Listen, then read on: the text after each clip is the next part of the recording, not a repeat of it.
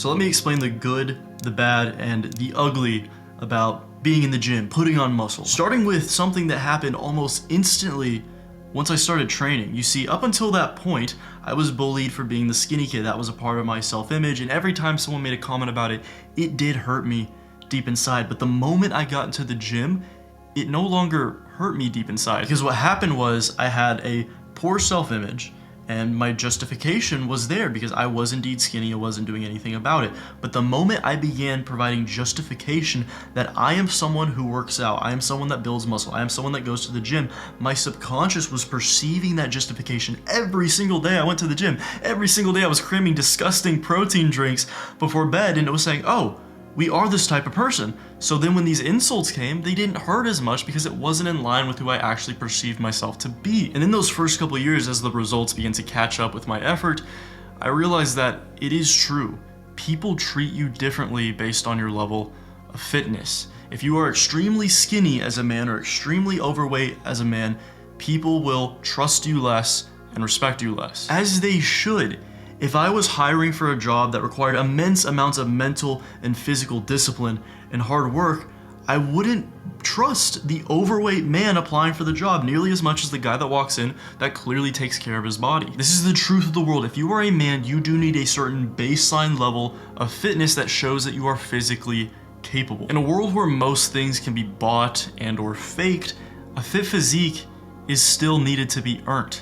Therefore, it is an instant status boost if you obtain it. Because to be honest, especially in Western countries where everyone's extremely unhealthy, being even semi-fit, semi-healthy makes you better than almost everyone. I don't say that in an egotistical way or a narcissistic way, it's just a matter of fact. You're mentally sharper, you're physically more capable, you're more disciplined, you're more knowledgeable on things like nutrition and training than almost everyone. And quite frankly, it is pathetic to be an able-bodied man and not be able to protect those that you love and fight for the things that you believe in, which means you do require certain levels of violence or the capability of violence. It is not virtuous to be a peaceful, pacifist man when you are physically not even capable of violence. It is virtuous to be capable of violence and choose not to be. And the third good thing is that it teaches you long-term gratification.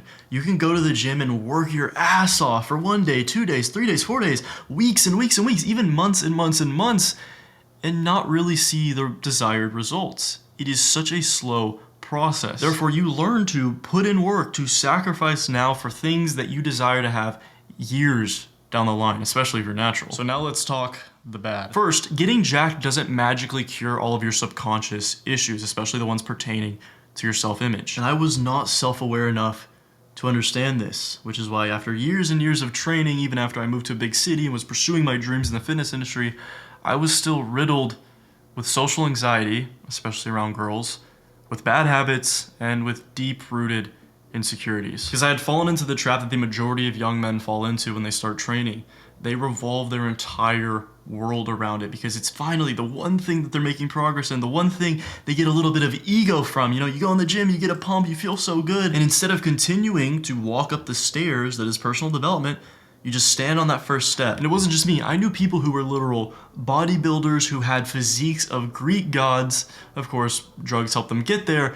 And they were some of the most insecure people I have ever met in my life. Once I got into self-improvement, started working on myself, me, someone who had a very average, mediocre gym physique, was infinitely more secure inside than these guys who had a 0.01% physique. And what I noticed is for a lot of guys, the gym shifts from helping get rid of insecurity to becoming a new source of insecurity. Because what happens is we get into the gym, we get some newbie gains, we get a surface level of confidence, but then we start watching fitness influencers and following them on Instagram and going to gyms where we might be surrounded by bodybuilders, guys on steroids, guys that are extremely strong, or quite frankly, guys that just have better genetics. Because you shift from comparing yourself to the average person who's overweight, who's unhealthy, to the elite outliers in the fitness realm. What I was doing and what the majority of people do to this day is they use the gym as a coping mechanism. For example, I could have the most unproductive day of my life. I slept in, I watched some pornography, I wasn't really productive doing anything. But then I go to the gym and I hit a new deadlift PR. Oh yay, the day's good now. I'm validated as a person. And finally, the last bad thing is that you realize it doesn't help nearly as much as you think when it comes to attracting girls. Now, don't get me wrong, like I said, you do need to be somewhat physically fit and physically capable, but typically, once you get about 80% of the way there, that's really all that you need in order to attract girls, and then everything else is things like your body language, your charisma, your personality, your status, your resources. Whereas what we tend to do as guys is we just get hyper autistic about fitness. We think, oh, if I just get 1% leader, if I just add 1 inch to my arms, the girls are gonna start sprinting at me naked. But before we go into the way you should actually leverage fitness in your life, we need to talk about the ugly. And that is pretty much the entire fitness industry.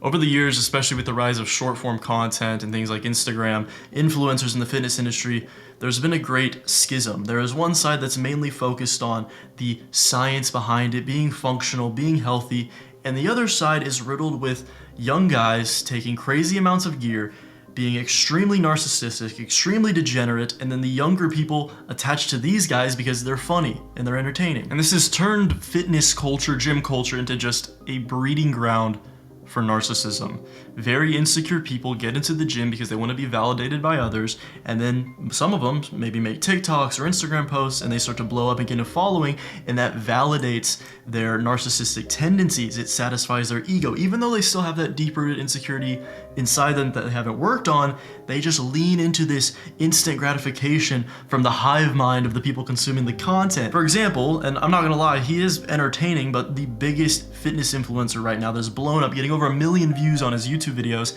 just promotes drug use and gambling. And eventually I began to realize that making the gym the priority in my life was sabotaging my life because I wasn't progressing in my mental personal development. I wasn't learning anything new. I wasn't pursuing any of my business aspirations. I wasn't working very hard on my content or my work because I would just be mentally masturbating over the gym and taking my favorite pre-workout and going and hitting chest and hitting a bench PR.